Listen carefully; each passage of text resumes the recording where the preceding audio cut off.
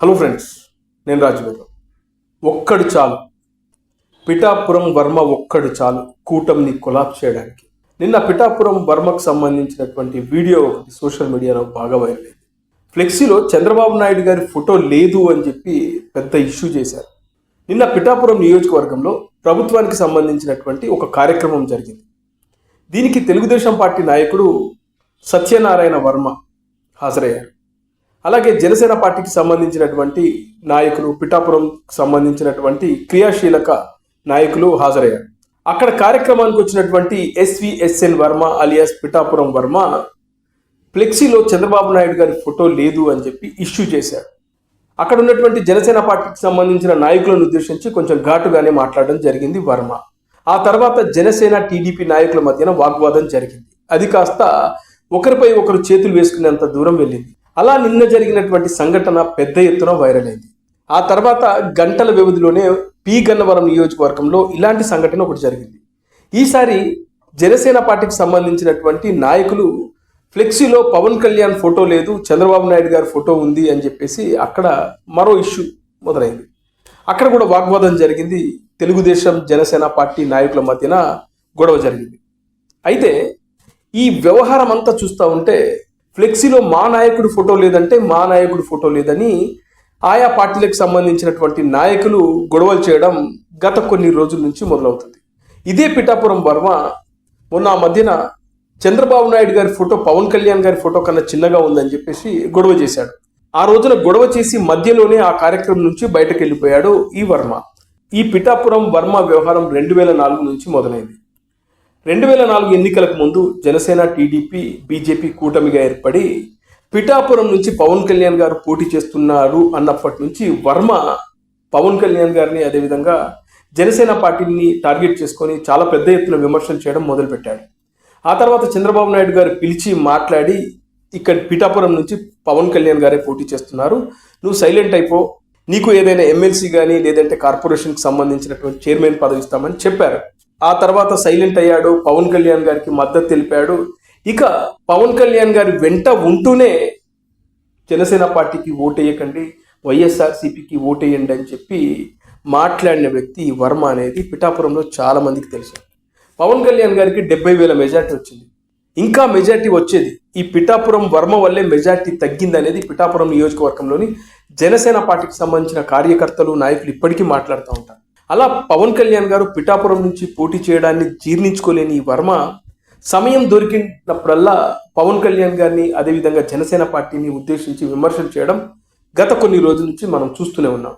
ఎన్నో సందర్భాలు తెలుగుదేశం పార్టీకి సంబంధించినటువంటి కార్యకర్తలను ఉసిగొల్పడం, జనసేన పార్టీ నాయకుల మీదకి వదలడం, ఆ తర్వాత గొడవలు జరగడం, ఈ ఇష్యూ తెలుగుదేశం జనసేన పార్టీ అధిష్టానం దృష్టికి వెళ్ళడం, ఆ తర్వాత తెలుగుదేశం పార్టీ అధిష్టానం వర్మను పిలిచి మాట్లాడడం, ఇదంతా కామన్గా జరుగుతూ ఉంది. విషయం ఏంటంటే పవన్ కళ్యాణ్ గారు వచ్చే ఎన్నికల్లో కూడా ఇదే పిఠాపురం నియోజకవర్గం నుంచి మళ్ళీ పోటీ చేస్తాడు. పవన్ కళ్యాణ్ ఇక్కడే ఉంటే నాకు కష్టం అనే ఉద్దేశంతో పిఠాపురం వర్మ ఏదో ఒక ఇష్యూ చేసి పవన్ కళ్యాణ్ గారిని వచ్చే ఎన్నికల్లో పిఠాపురం నుంచి పోటీ చేయకుండా చూడాలనేదే వర్మ టార్గెట్. అయితే పిఠాపురంలో గత ఎన్నికలు మనం చూస్తూ ఉంటే ఎప్పుడు కూడా తెలుగుదేశం పార్టీ అక్కడి నుంచి గెలవలేదు. 2009లో ప్రజారాజ్యం పార్టీ గెలిచింది. 2014లో ఈ పిఠాపురం వర్మ గెలిచాడు. అంటే తెలుగుదేశం పార్టీ వాళ్ళు అక్కడ టికెట్ ఇవ్వకపోవడంతో ఈయన ఇండిపెండెంట్గా పోటీ చేశాడు. అప్పుడు ఇండిపెండెంట్గా గెలిచాడు. మరి అప్పుడు ఎందుకు గెలిపించారంటే అప్పుడు కాంగ్రెస్ పార్టీ మీద, అదేవిధంగా తెలుగుదేశం పార్టీ మీద తీవ్ర వ్యతిరేకతతో ఉన్నటువంటి ప్రజలు అక్కడ ఇండిపెండెంట్గా పోటీ చేసినటువంటి వర్మను గెలిపించారు. ఆ తర్వాత 2019లో వైఎస్ఆర్సీపీ గెలిచింది, 2024లో జనసేన పార్టీ గెలిచింది. పిఠాపురం గత చరిత్ర చూస్తే ఎప్పుడు కూడా ఇక్కడ తెలుగుదేశం పార్టీ గెలవలేదు. అంటే ఇక్కడ తెలుగుదేశం పార్టీకి టికెట్ ఇచ్చినా కూడా గెలవదనేది స్థానికులు చెప్తున్నమాట. ఎందుకంటే ఇక్కడ కాపు సామాజిక వర్గం విపరీతంగా ఉంటారు, అదేవిధంగా బీసీలు, ఎస్సీలు, ఎస్టీలు ఎక్కువగా ఉంటారు. అందుకే వర్మ చాలా తక్కువ పర్సెంటేజ్, కేవలం 1500 ఓట్లు ఉంటాయి. ఆ 1500 ఓట్లున్న వర్మనే ఇంత మాట్లాడుతూ ఉంటే కాపు సామాజిక వర్గం పిఠాపురంలో దండిగా ఉంటారు. మరి వీళ్ళు ఎలా మాట్లాడాలనేది జనసేన పార్టీకి సంబంధించిన కార్యకర్తల నాయకులు చెప్తున్నమాట.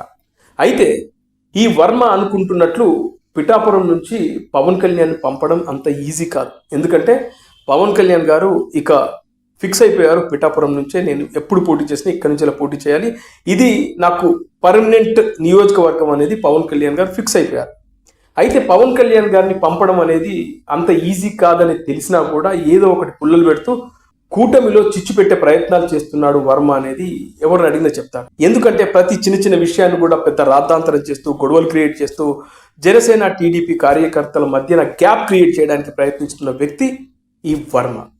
ఇక చూస్తే నేను నిన్న మరో ఇష్యూ అని చెప్పాను, అది పి గన్నవరం నియోజకవర్గంలో చంద్రబాబు నాయుడు గారి బర్త్డే సందర్భంగా అక్కడ కేక్ కట్ చేసే కార్యక్రమం జరిగింది. అటు జనసేన పార్టీకి సంబంధించిన ఎమ్మెల్యే, అదేవిధంగా జనసేన పార్టీకి సంబంధించిన నాయకులు, తెలుగుదేశం పార్టీ నాయకులు ఉన్నారు. అయినా కూడా అక్కడ పవన్ కళ్యాణ్ గారి ఫోటో లేదని చెప్పి జనసేన పార్టీకి సంబంధించిన నాయకులు ఇష్యూ చేశారు.